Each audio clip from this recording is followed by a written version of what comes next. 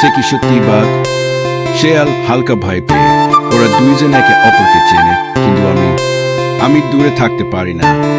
বাঘ গম্ভীর ভাবে, এই বনটা শুধু আমার, কেউ আমাকে চ্যালেঞ্জ করতে পারবে না। এদিকে আসো খরগোশ, তুমি জানো না বাঘ খুব শক্তিশালী, সোজা পথে ছিল। খরগোশ আতঙ্কিত, হ্যাঁ আমি জানি, কিন্তু আমি কি পারবো পালাতে? তোমরা কোথায় যাচ্ছ? এই বনটা আমার রাস্তা।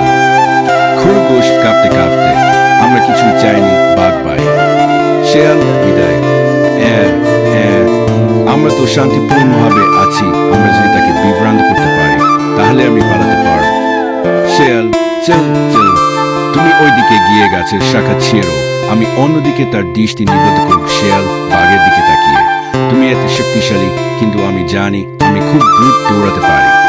বাঘ গম্ভীরভাবে, তুমি দ্রুত দৌড়াতে পারো, কিন্তু আমার চেয়ে কেউ দ্রুত নয়। শেয়াল হাসি দিয়ে, দেখবো দেখবো। খরগোশ শ্বাস ফেলে, আমি কি পারবো পালাতে?